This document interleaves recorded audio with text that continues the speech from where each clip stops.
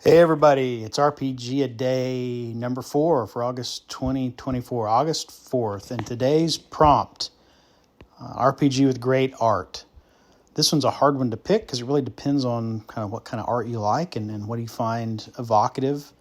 I think for this year I'm going to give a shout out to the Marvel Multiverse, Marvel Multiverse role-playing game. Marvel's on the brain. We just came off of Deadpool and Wolverine. Big announcement for Comic-Con about San Diego Comic-Con about Robert Downey Jr. returning to play Doctor Doom in the upcoming Avengers movies, as well with the Russo brothers directing. So a lot of Marvel in the mind. We recently played a game of Marvel Multiverse role-playing game where I played Throg, the frog version of Thor. That was a lot of fun. We've played a little bit in the past. I think a lot of those have wound up on Carl Rodriguez's YouTube channel. So check those out. But it's got great art because how can it not?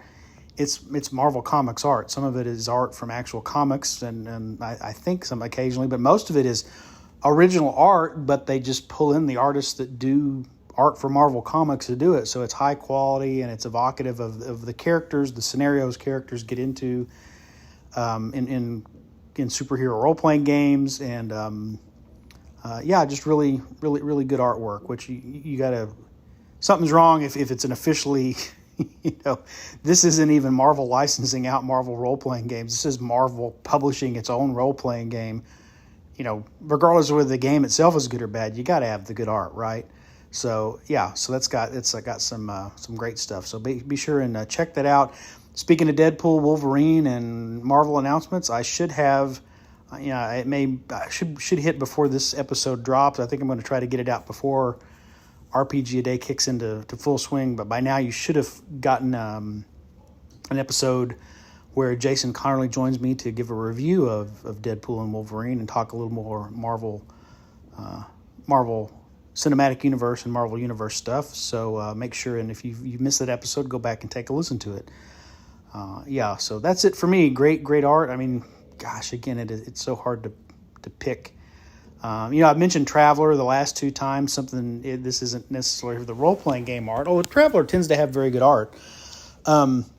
Traveler has got, and you can get them either directly from Mongoose or you can order them like on Amazon, but they've got now 2 comic book series that are out, and I think you can get them as PDFs in addition to the print comics if you want. They've got 3 series out of a Far Trader. It's called Far Trader. And they've just launched just a few weeks ago the first issue of another ongoing series. So there's 4 comics out, and that other series I believe is called I'm blanking and I don't have it in front of me, but I will put it in the show notes. But pretty good stuff. It's enjoyable if you enjoy the Traveler universe, and so it's not the role playing game, but it is art.